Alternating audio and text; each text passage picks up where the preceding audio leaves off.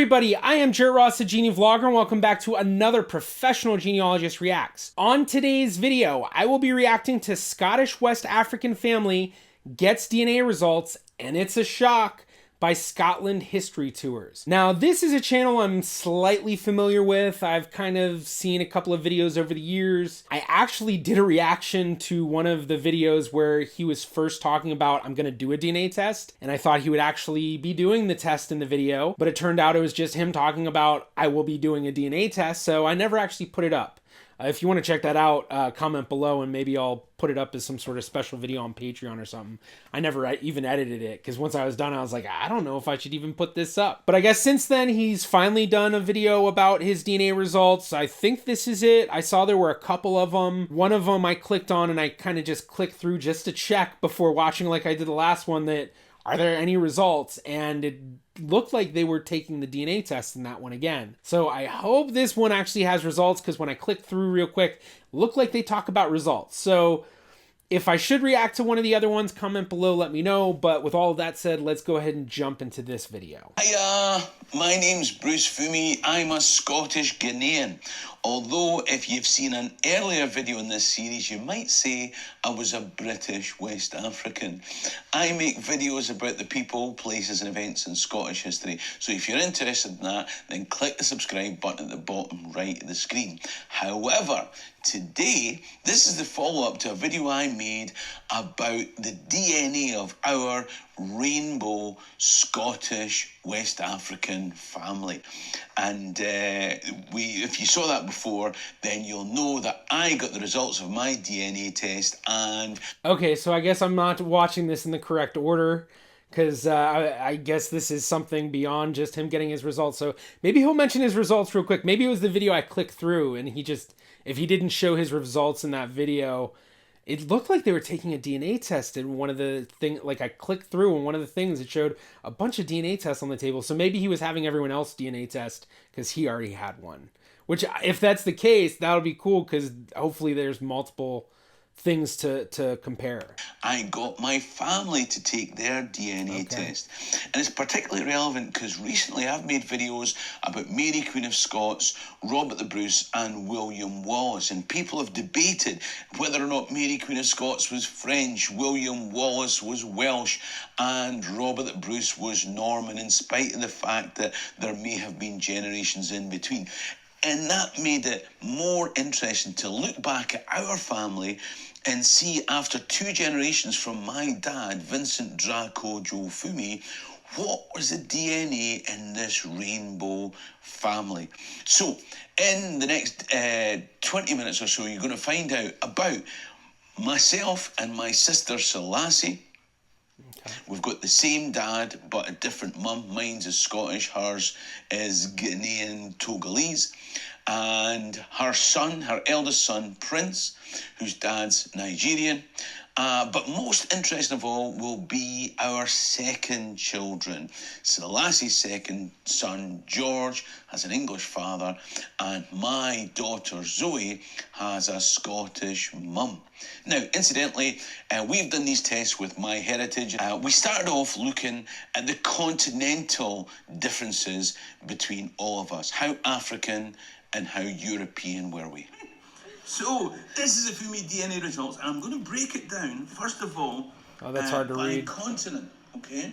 Because the interesting thing, when this whole thing started, was how Scottish and how Ghanaian is Bruce Fumi, right? It is interesting doing by continent because when people do these DNA tests, they do put a lot of trust into the percentages.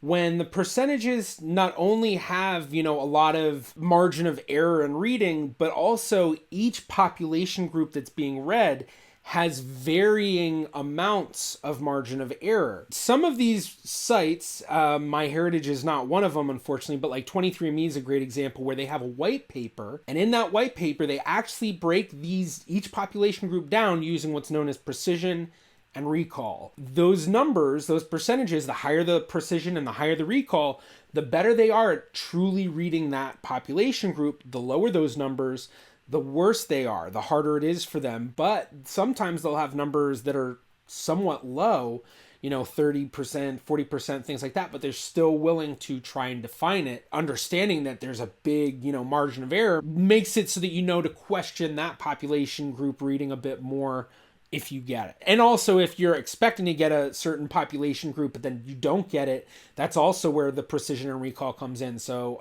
I have a video explaining all of that, which one's precision, which one's recall, and I'll probably link it up here wherever I can. Interesting point, just in the sense that when you break it down by continental level instead of regional or even country level, which is how most people want it read, on the continental level, there is a very, very high confidence with those readings. The fact that he's starting out that way, it's a much more high confidence in terms of what those breakdowns will be for them, which for a family like theirs with so much mixture between African ancestry and European ancestry, that it will be quite a mosaic, I imagine. Right, and we got a few surprises, okay? Because it turns out I'm actually an English Nigerian. Okay, okay, there we go. I was 48.1% African and 48.1% European. I was exactly as African and European as each other. Yeah. And I had 3.8% Middle Eastern. So I've got that wee Arabic thing going on as well. Yeah. Right? So yeah, now 3.8% is right on the cusp of what's a trace result.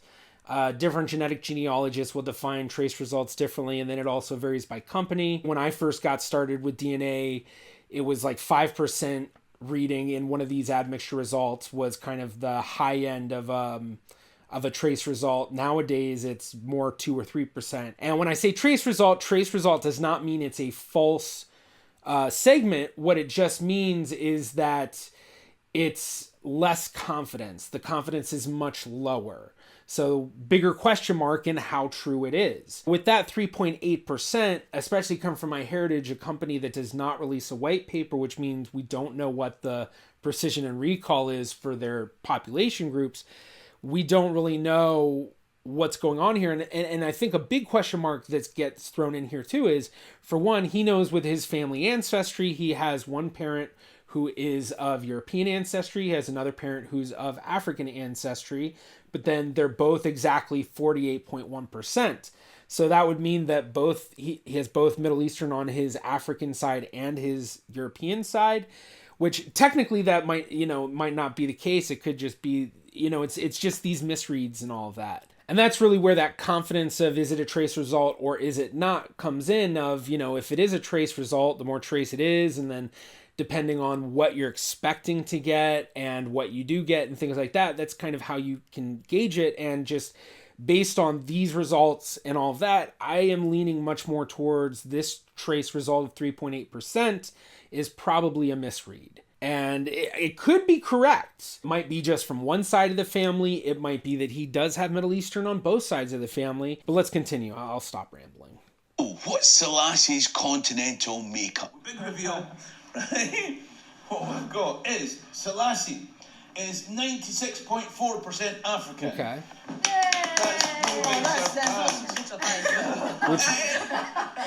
You've got 1% European. All right. Now, where did that come from, right? Because there was this talk about us having a great... Yeah, I had a bit of Italian. Yeah. So, but did that come from my mum or or our dad, right? You've got 2.2% Asia and 3.8% Middle Eastern.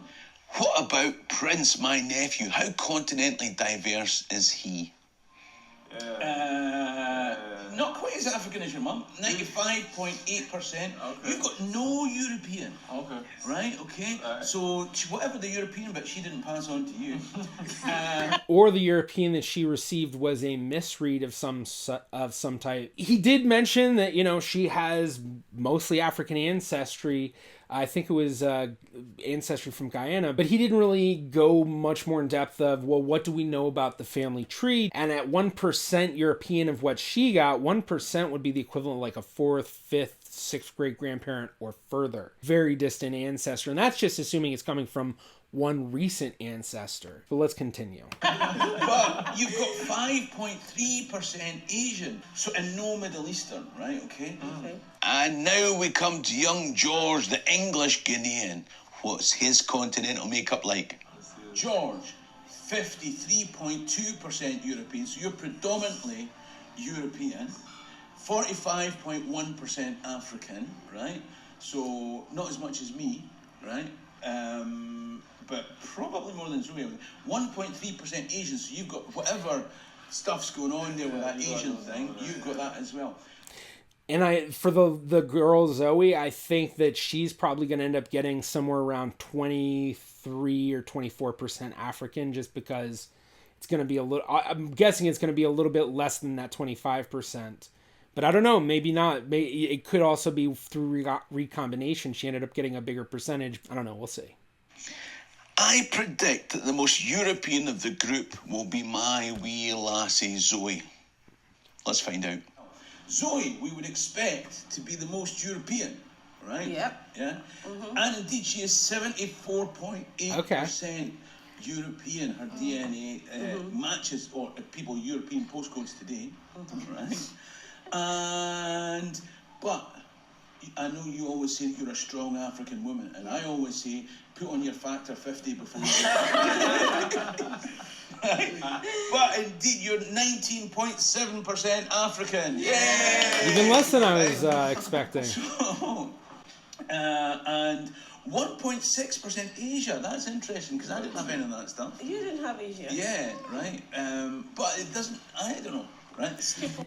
There's a lot of difficulty. My Heritage is also kind of notorious for giving the most varied and different admixture results, especially compared to other companies. And they're the one that whenever I hear from people about, what do you think about My Heritage's admixtures, more often than not, I think I hear people negatively talking about the admixtures and the amount of misreads and things that they've received in their results. So in a sense, I'm kind of not surprised. But let's continue. One generation or two. I don't know how it works, right? People will tell us in the comment section, and you've got 3.9% that Middle Eastern thing, right? So you've also got that from me. Yeah. Although I had 3.8% of it, you've got 3.9% of it. So you've got a wee bit more. Right. So I didn't care how you got that. Now, I know that's not how it works. Don't you worry. Right? So now we come to the national breakdown. Now, the interesting thing about this is that Scotland as a nation started in, let's say, 847, 843 with Kenneth MacAlpin, but it came together from Picts and from Scots and from Britons and from Angles, and then we had Vikings coming across, and then Normans came and all that kind of stuff. So there's a mixture there. Ghana didn't exist as a nation until 1956, but similarly, there's been movement on the West African continent. Oh yeah, Ghana. Did I say Guyana? Guyana's in South America. That's a completely different place. Sorry if I messed that up. Anyway, all of us owe our allegiance to either Scotland or Ghana, or let's be honest, both to varying degrees. It'll be interesting to see what comes out in the DNA. So, Selassie, what are you, if we break it down? You are you more Ghanaian than I am? I should think so. You think so? Because of Charlotte. Because of your mum, Charlotte. Yeah, that's right, of course. Well, you are 63.6% Nigerian. Okay, so here's the breakdown. Yeah, a lot of Nigerian. But then again, there comes a question of what are they defining within these population groups? So when they say Nigeria, could that also include a lot of the population groups that would be considered part of present-day Ghana? Or they might even lump that in, Ghana, Tabin, Togo, and, Nigeria. Okay, we'll just call this Nigerian because maybe they just couldn't figure out. Or I know a few have Benin and Togo as one together. I'm trying to remember who has Ghana, but that's one of the things when you're doing these tests is what you're expecting to get. You need to look at, well, what are they even going to give you as a reading? Because some of the things people expect to get, they aren't even options of things that they're going to tell you as a reading because they've lumped it into some other population group. So the fact that she's getting so much Nigerian could just be the fact that they're kind of lumping that in. And then looking at the rest of hers too. Oh, well, I guess she didn't get any Sierra Leone, but she has 11.3% Kenya. So now you're talking much more Eastern Africa. And then 18.7% generally Western Africa, but then 2.4% Somali. So, it could really be more of like that 63.6%. It says Nigerian, but you can almost think of it as like, just a certain part of Western Africa instead of just generally Western Africa. And then looking at, we have the South Asian, West Asian. She has 1.1 and 1.1, and then 1% Finnish, which that's a serious, not a misread, but it's a serious trace result, so it could be a misread. Separating by continent, like Europe and Africa, usually it's very easy to tell the difference, but because of the possibilities of issues in reading the DNA and just a lot of different things, it could make it where something like, that's usually an African DNA mixture may end up looking like there's a segment of European ancestry or something like that. All right, I should stop rambling. Let's continue. Yes. Yes. No. Yes.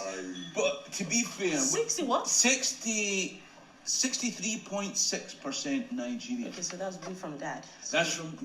But hold on. But your mum, Charlotte, has Togolese and Ghanaian. Yeah. Yeah. She's got from the coast. Yeah. Right. But she's also got some Togo. Togo, yes. And there are Iwes in Togo. When you cross the border of Flower. Selassie? Well, I had Sierra Leone, right, which is the other side. Yeah. Isn't it, right? So I had like sandwiches. I had the Nigeria and Sierra Leone, but no Ghana in the middle. Yeah.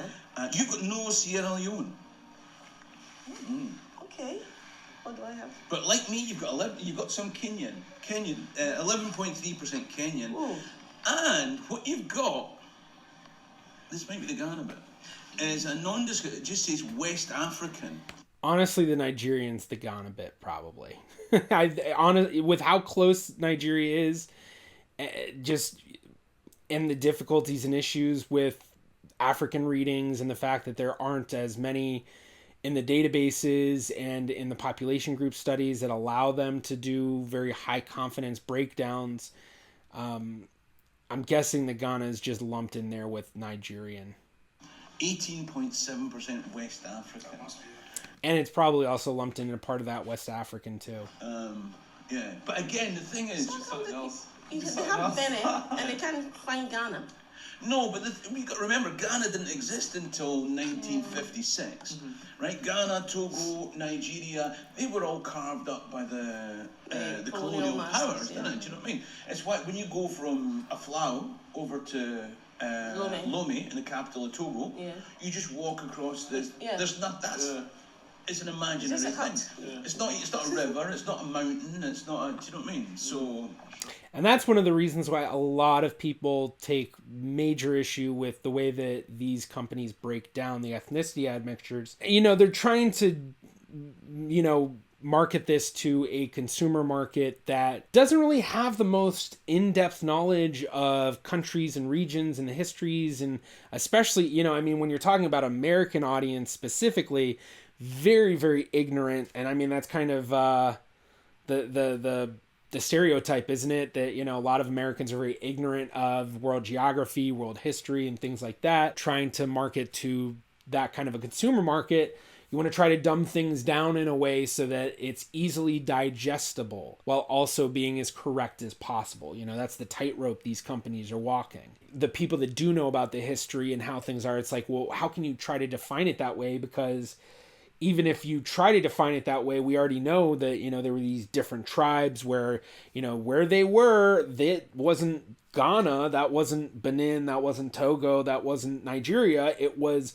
something covering different parts of each one of those present day countries. But, they're basically just lumping all of that into this Nigerian because they can't decipher the DNA as well. I think eventually it may be that there will be actual studies done on more of a tribal level in Africa. Part of it is the DNA has to not only work, in having a lot of people to compare, But you also have to have the actual history behind it to then make better sense of it. You can still make sense of it without the history, but when you add in the historical element, it makes it much more nuanced. And when it comes to a lot of history in Africa, especially pre-colonial, then you are looking at a lot of various ways in which that history was kept. Makes it much more difficult to, even if you do the population group studies with DNA, to then be able to come to a more confident conclusion.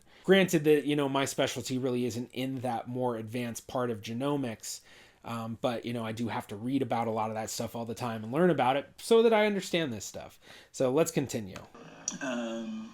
There you go. So the West African thing, I don't know. There's on the full thing, you're going to get pictures.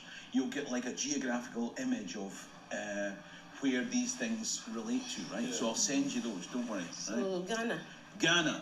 No, Somali, 2.4%. That is quite a big And a tiny little bit of Central Africa, right? So the Congo, right? Hey, I don't know. I'm just reading. Now, of the European bit, they're kind of spread out. No, it's not, right? See, because I had that Italian, right? So you must have that Italian European bit, yeah? Does it say so? It says Finnish. From Finland. Do you know what I mean? I don't know which. So Charlotte, your mum, I don't know, must have been messing about with some Finnish guy. Not quite. It's gonna be a lot more distant than her mom. I mean, if the Finnish is even true, at best maybe a fourth great grandparent, I'd think, but more than likely you're looking at even more distant than that. I mean, I guess maybe a third great grandparent, but I doubt it. Do you know what I mean? More likely a misread. On his skiing holidays, right? And you've got your Asians mixed between South Asia and West Asia. I'll show you a picture of that. You'll see it on the screen when you go in to do the whole thing. The South Asia is like India and all that. The East Asia is like further over, Indonesia, like towards China and all that kind of stuff, right? So we see that Selassie had a wee bit of Asian in her. How much will she have passed on to Prince? And how Asian is he? So there you go. And that's assuming that the Asian's correct, because if the Asian is a misread, then it doesn't matter what she's getting. It's just going to matter more of how are they reading her son's DNA, because if they misread it in the same way or misread kind of the same DNA, well, it probably wouldn't be a misread from the same DNA as her, because part of misreading has to do with phasing and stuff, which I'm not going to go into in this video. Well, I guess I probably shouldn't just mention it and just not say anything. So with phasing, I'll throw in a quick animation, but basically that's taking each spot of your DNA and they don't know whether it's mom or dad, but then you phase it with your parents' results and then they can instantly tell, oh, okay, now we know this one comes from mom, this one comes from dad, whereas before they didn't know and they might come up with a unphased segment that is incorrect. These different issues can come about, and so it could be that she gets a misread and then her son doesn't even get it, but he could also get it as well. Princey boy, not as Nigerian as your mum. 56.1% Nigerian. Okay. But you have got the Sierra Leone that your Uncle Bruce has got, that your mum didn't get. And that's 28% Sierra. Which I guess maybe a lot of that Sierra Leone is coming from his father, which would make sense because obviously his mom tested and got none of it. So that Sierra Leone, it certainly makes sense, I think, in terms of, if his father was mostly Nigerian and then looking at Nigeria, where it is in, relation to stuff. I mean, well, I guess Ghana is technically more west, but either way, it kind of makes sense, and especially in how they probably break these down. Leone, you have, right? Now that might have come from your Nigerian dad, or who? That's the thing is, because you've got Nigerian dad and you're less Nigerian than your Ghanaian mum, right? What? But do you know what I mean? Listen, it was the English and the French and the Germans that did it. You notice I said English rather than British. See, I'd be very interested to see all of them do living DNA tests, because living DNA, one of the things that they boast about as having one of the most robust and nuanced African admixture readings for these ethnicity results. With a family like theirs, where they have a lot, each family member has a very different mixture because each of their parents kind of comes from a fairly different background, but there is some shared ancestry between them all, that, it'd be very interesting to see what those differences of the breakdowns would be, especially considering that Living DNA boasts about their robust African ethnicity admixture readings and their robust British Isles readings, where they claim that they have the most accurate and most regional style breakdown that you can have for basically the British Isles, but kind of also including other areas in northwestern Europe. So that would be a very interesting one to see them take. If you're watching this, do Living DNA. I would love to see the results of your family doing that one. I am whatever percentage of Nigerian, right? And your father is Nigerian. It should be like 90-something%. Yeah, but he told you he was Nigerian. Do you know what I mean? He probably also told you. Told you, or that's what he knew, or it's a mixture of both. He doesn't know, every single line of his family. The way that I like to think about it is, if you have your 16 great-grandparents, right? Or you have your 8 great-grandparents, and then 16 second great-grandparents. Well, you get 50% of your DNA from your parents, 25% from your grandparents, 12.5% from your great-grandparents, and then 6.25% from your second great-grandparents. Well, how many of you know all of your second great-grandparents? Well, if you don't know one, and then you get a 6% reading that you weren't expecting, that could be from that one second great-grandparent. But then add on that, what if you don't know like 10 of your second great-grandparents, or 4? That's a lot of your ancestry to not know. And so it could be that his father's Nigerian, but what he knows about his ancestry only goes back so far, and he may not know that he has an ancestor who traveled from the population groups that now make up Sierra Leone to present-day Nigeria, or, there's all sorts of things that it could be. That his father was a prince. Do you know what I mean? Yeah. Okay. So you've got Sierra Leone, 28%. Kenya. Kenya. 7.6%. Okay. Kenya. Okay. And then you've got the 2% West African kind of. That's a big. 2% Ghanaian. 2%. Well, you could call it Ghanaian if you want, right? Okay. But we know you're Nigerian, mate. So. You've got South Asia. You've got 2.3% South Asia, 3% West Asian.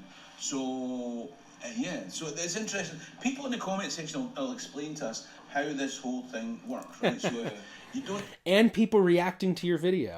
All you need to do is read the comment section of this video afterwards, and you'll get anything you don't understand. Somebody's going to tell you, right? Okay. Now this is the bit that gets interesting.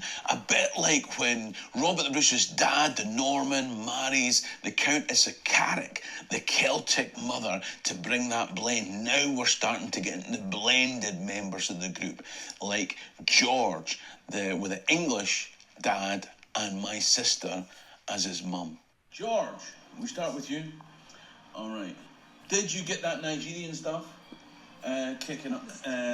Probably. 24.5% Nigerian. Okay.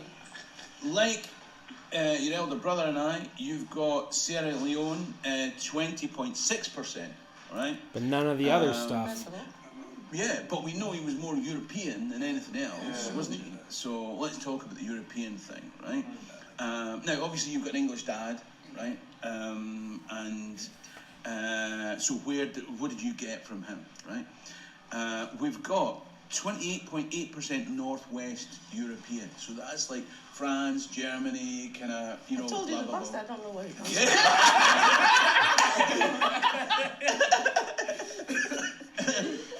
And he was a gadabout, your dad. So maybe his dad was a gadabout as well. So you've got that. So presumably the rest is going to be English, you would think. Yeah. But in actual fact, 22.4% Irish Scottish. Okay. You're more Scottish than me, you get. You know, coming from your English dad, Yeah, right? Oh, nightmare. But you've also got 2.4% Italian, which must come via that line, because so that Italian thing must come down from my Somewhere, dad. I pops. don't know. Oh no, you might have got it from your dad as well, right? Because he's gone about Northwest Europe, blah blah blah blah blah. South Asian 1.3%, right? So predominantly European, and so far the most Scottish, right? Okay, you are, right? And that's the guy that didn't understand when I said "hoose." Right? Gen Z, not even speaking proper Scots.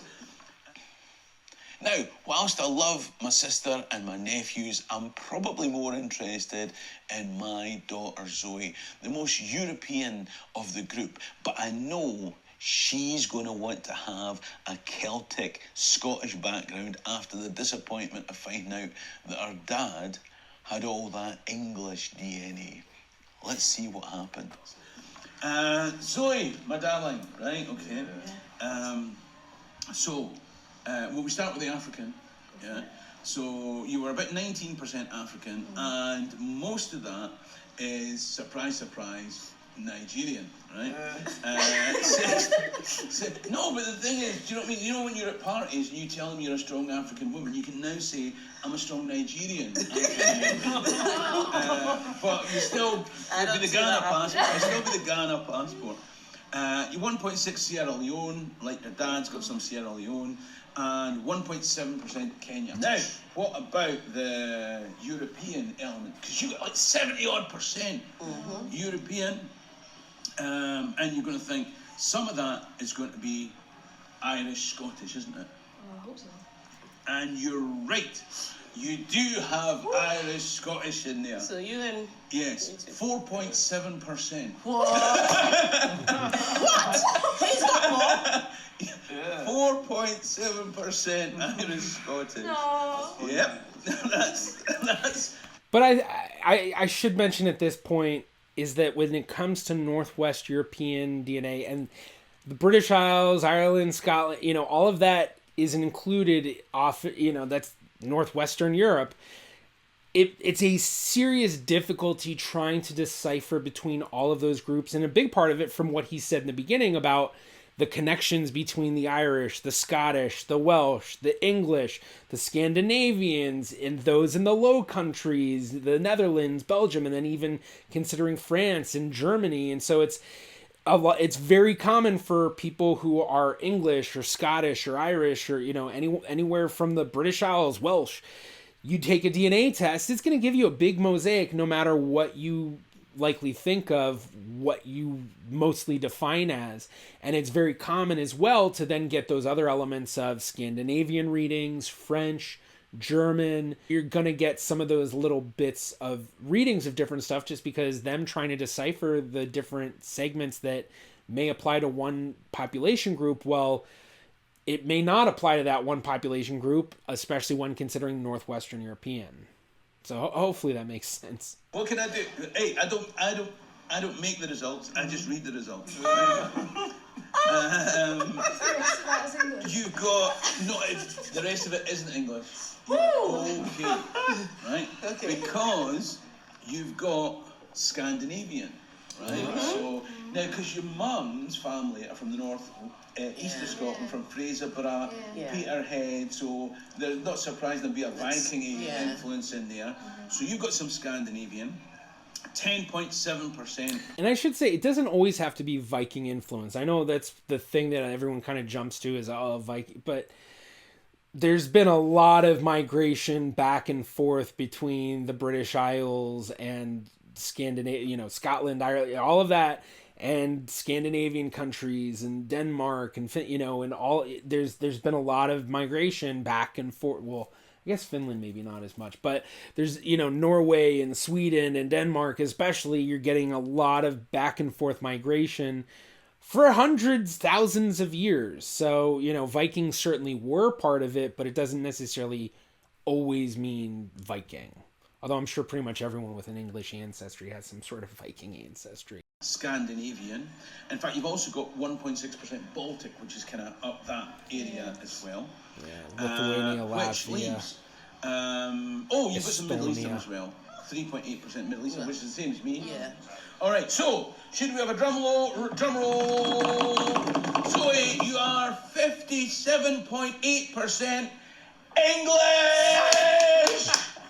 Oh. Come on. That's hilarious.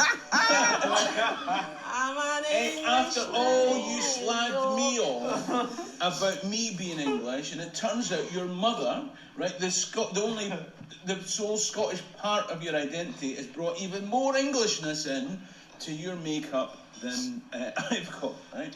So what do we conclude from all that? The truth of the matter is, Mary Queen of Scots was a mixture of things. William Wallace, as you'll see in my video about how Scottish was William Wallace, was a mixture of things, as was Robert the Bruce. Indeed, as are we all. We're all Jock Tamson's bairns, which means I guess we all share the same DNA, and yet we're a mongrel nation, making us a mixture of all those different sorts of things. But you'll find on this channel lots of videos about the people, places and events in Scottish history, and there's one of them coming up on screen now. In the meantime, Hammy and Dawkins can be a lot of my life. Sherry and Rasta. All right, well, that was a pretty entertaining video. I'm not always the happiest about videos that will present the DNA like in their own way as opposed to how the companies do it. Granted, he did put it out in the same way eventually. You know, first he broke it down continentally and then the other way. I would be very interested to see, and I think he talked a bit about it in the one video that I did reaction to that I never put up, about the actual family tree, what he knows, and, you know, what about, you know, what are the origins of each grandparent, what are the origins of each great-grandparent, if known. But dealing with this Northwestern European mosaic when it comes to the European side, not surprised that, you know, even expecting Scottish, you get English, and it's, you know, just not quite what you expect. And then same thing for that African, where you're expecting the Ghana, but then it's Nigerian coming in, even though, you know, it's just right. It's very similar area of West Africa. They're right, you know, in that same kind of pocket. It kind of just shows the difficulties of these tests.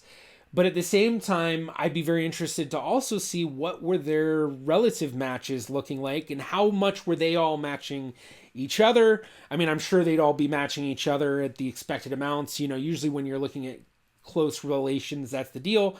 But I'd be very interested to see, were they getting a lot of good matches in terms of relatives in both their European sides and their African sides. And then as to that West Asian, South Asian, all that, the other stuff, I really felt like how most of it was coming up. It seemed much more likely to be trace results, especially in the oddity of certain numbers. I'd be curious to see if maybe there are matches or anything else that indicates that maybe those are more realistically true than what they seem to be. But I get the feeling that they're much more along the misread line, you know. But I think something else that would be interesting for them to do is to do Y-DNA testing and mitochondrial DNA testing, because with that mixture on their different sides of, you know, some of them have African fathers, others have European fathers, some of them have African mothers, others have European mothers.